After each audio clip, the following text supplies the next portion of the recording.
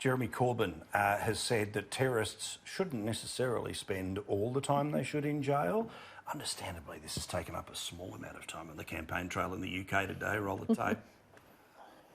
Whilst the university mourns, the political ramifications of the attack are now taking centre stage in the election. Usman Khan was released early from prison on licence in 2018, whilst the Conservatives were in power. But the Prime Minister rejected accusations his party was to blame. I think this whole system of automatic early release, which was brought in by Labour, and it was under that system. You've been in power for 10 years. It was under that system. I've only been in office for 120 days. Speaking on Sophie Ridge on Sunday, Jeremy Corbyn claimed cuts to the prison service after 10 years of austerity were a contributing factor, but said terrorists should not automatically have to serve a full term. Do you think that people convicted of terrorism offences need to serve a full prison sentence? I think it depends on the circumstances, depends on the sentence, but crucially depends on what they've done in prison. So not necessarily then? No, not necessarily, no. Security experts say there is no quick fix and the case of Usman Khan needs to be reviewed thoroughly before conclusions can be drawn and recommendations made. Honestly, that bloke. But sadly, or otherwise, depending on what you hope happens in the UK, the fact that it has blown out into this mess of who and what date and all the rest of it, I think we actually need to get back to first principles here, don't we, Rowan? Where, yes, clearly it's a ridiculous system. Clearly stupid laws have been put in place. There are 74 other people that are apparently out under the same thing. But there's one thing that all of those people have in common.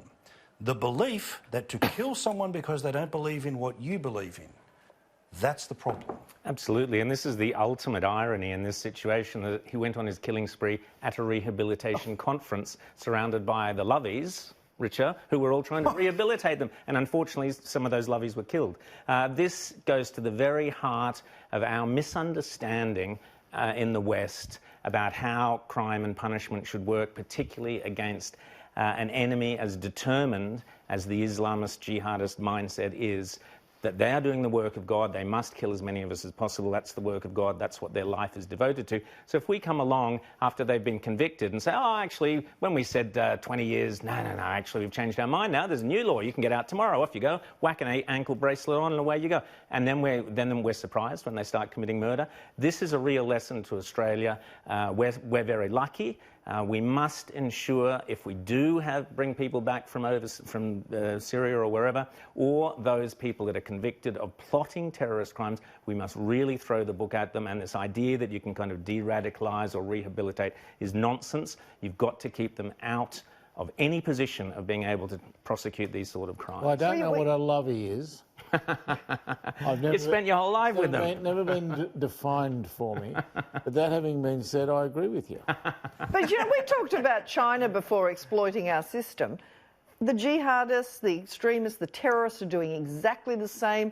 Violent criminals have done it, exactly what Rowan's talking about. These prisoner rehabilitation issues we got there with the bail laws, we see it here. This is what they're doing. But I have to say, the one thing that Rowan spent a lot of time in London recently too, the one thing I've noticed over the last 10 years is that decline. 20,000 police taken off the streets. I'm not saying that's responsible for this, but my goodness, saying he's got to put him back. One of his absolute... I know, well, now they've taken him away. I've only been the boss for 100 He has, but he was Mayor of London when they were doing it too. So the point is, and this is not a blame, but it just shows you can't take... Those numbers are just mind-blowing. At a time when the population was increasing, guess what? Crime's on the rise in London. Correct. By the way, we should just notice too, I couldn't care what this bit says, right? Polls predict strong... polls are wrong how many times?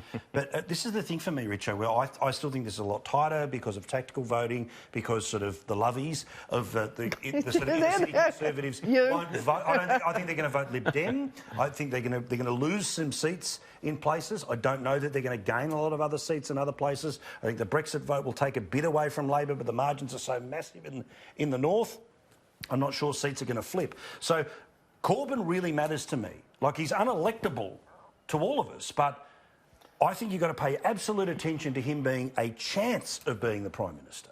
I don't think so. They said Trump was unelectable, Richard. I just don't think so. I don't know who they are, but I certainly didn't think he was unelectable. And I've got to say, what terrifies me is he may well get elected again. As leader again, yeah. So why couldn't Corbyn? Oh, no, Trump. Trump. That's done. But why couldn't Corbyn then? Don't be terrified Why about couldn't the polls be wrong again? Why couldn't the pundits and the experts be wrong again? What, in England? Yeah. He's so nuts they wouldn't go there. I think I've spoken to enough senior people in the Labor Party to convince myself that... They don't even want him in. No. No, that's what I thought. All right,